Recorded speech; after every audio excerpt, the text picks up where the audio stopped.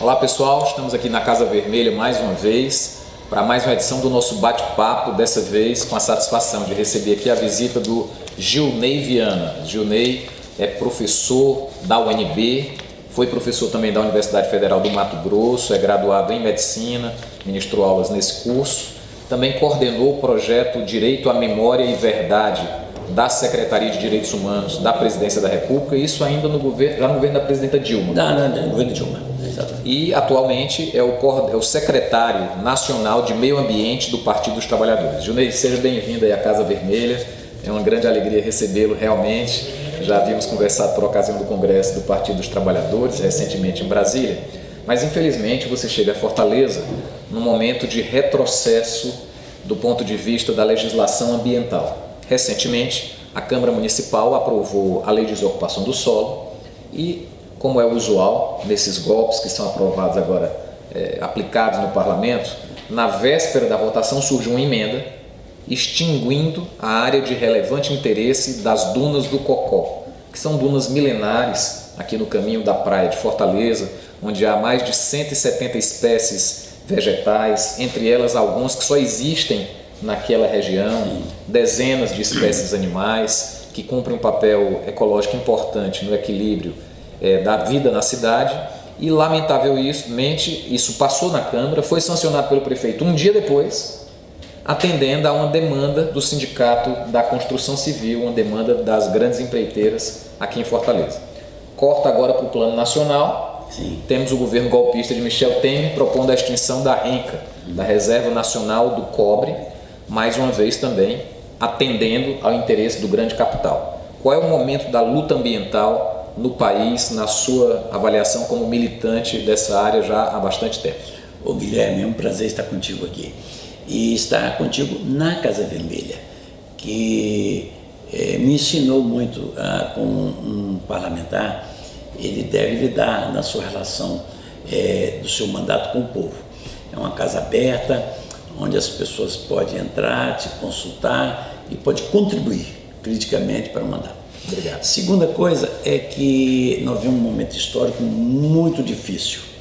Não só o golpe, ele retirou o mandato legítimo da presidente Dilma, mas desencadeou um processo muito acelerado de transformações nas relações jurídicas, nas relações do Estado com a sociedade e nas relações dos direitos dos trabalhadores e dos direitos da cidadania.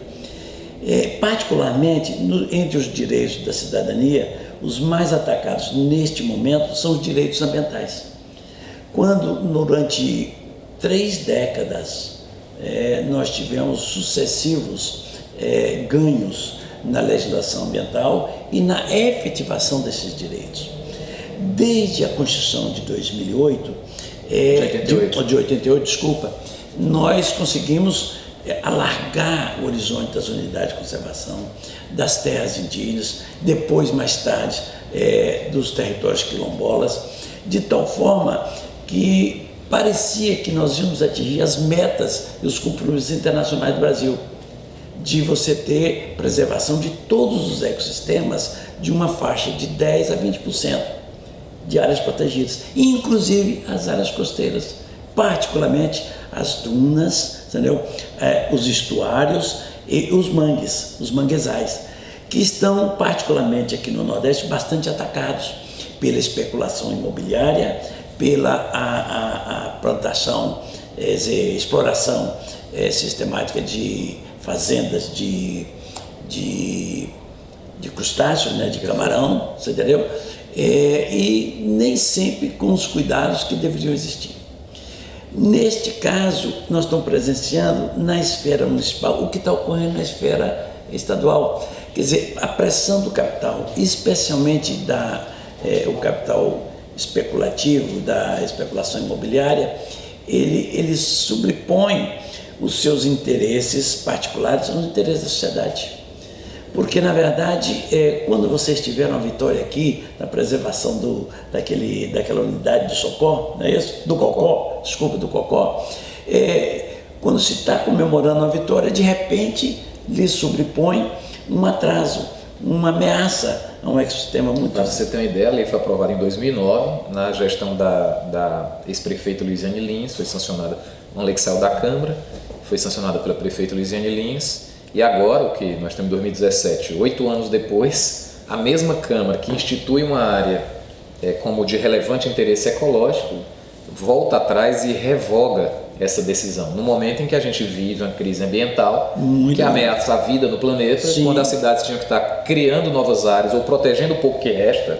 O IBAMA hoje falava que de 58 até 2017, não, perdão, de 58 a 2008, o superintendente do IBAMA aqui no Ceará, reduziu-se 83% a área ocupada por dunas aqui na cidade de Fortaleza. Ou seja, quando a gente proteger o pouco que resta, a Câmara revoga as áreas que foram recentemente protegidas por lei.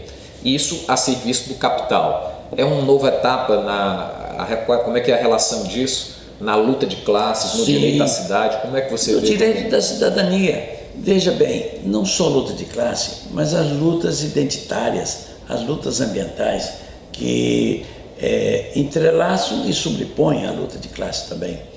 E ganham suas autonomias na medida que criam forças autônomas. Veja o caso da derrota que o governo ilegítimo Temer sofreu com o decreto de liberação da renca à exploração mineral. Ele teve que retroagir, porque a cidadania, expressou um interesse nacional, um interesse popular, de preservar. Neste caso aqui, eu acredito que na cidadania da cidade de Fortaleza tem muita gente que vai perceber que aquela vantagem que alguns poderão oferir com a construção de prédios, edificações ali nas dunas, vai redundar num prejuízo maior para a população. Então, os governantes às vezes menosprezam a força da população, a força da cidadania e a força de mandatos que tem ligação com o povo, você entendeu? Então eu acredito o seguinte: a Câmara que tomou uma atitude que reverteu do ponto de vista negativo pode de repente voltar se pressionada, voltar atrás, porque assim aconteceu com o governo legítimo Temer, entendeu?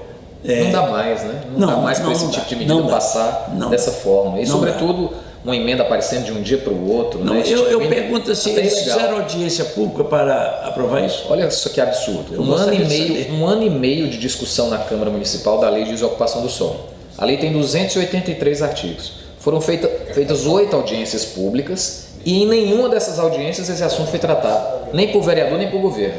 No dia da votação aparece uma emenda, é aprovada, no dia seguinte é sancionado pelo prefeito. A gente sabe como funciona isso, já estava tudo armado. Isso é desagradável. Lá atrás, né? É desagradável, inclusive, a gente falar isso para o público, porque fica parecendo que o parlamento tem métodos, vamos dizer assim, de subterfúgios, métodos que não são muito recomendáveis para aprovar uma emenda, que na verdade é uma lei, vamos dizer, uma determinação legal. É para isso que serve um mandato que seja popular, que seja ambientalista, que seja posicionado a favor do povo, para denunciar isso. Você entendeu? Porque senão o povo não sabe e vai prevalecer o que está errado. Falando nisso, nossa atuação na Câmara, obviamente, é uma atuação subordinada à direção política do Partido dos Trabalhadores, é um mandato do PT, né? E os nossos debates, a nossa participação nas redes sociais, com muita clareza e com muita transparência, nós dialogamos aqui com um pouco mais amplo do que o PT. Sim, claro. Mas com muita clareza, essa filiação, não só no sentido formal, mas no sentido de adesão a um programa, é colocada com muita clareza sempre por mim, nas minhas participações na Câmara, aqui, em qualquer lugar.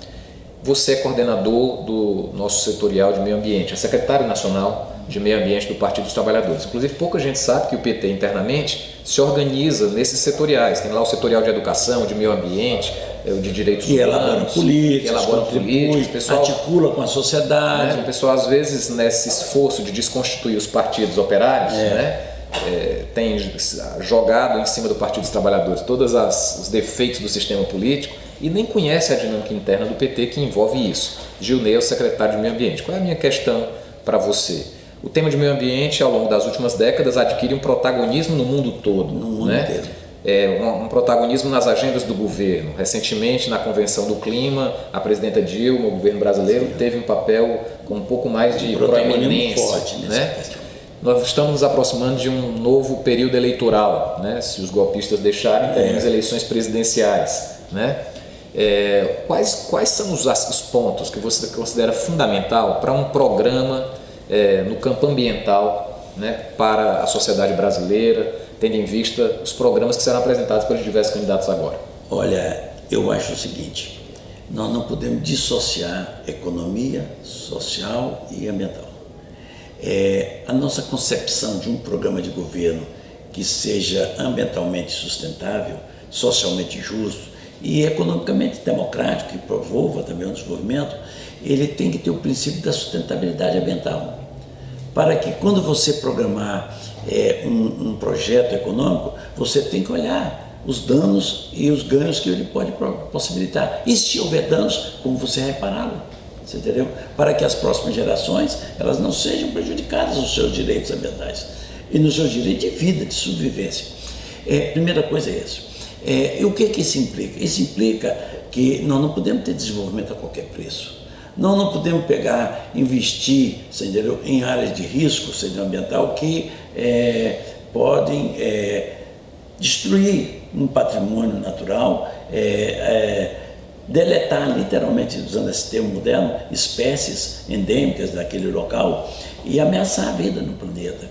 Então, um programa que seja responsável ambientalmente tem que ter essa noção. Segunda coisa, nós temos que ter políticas ambientais consequentes.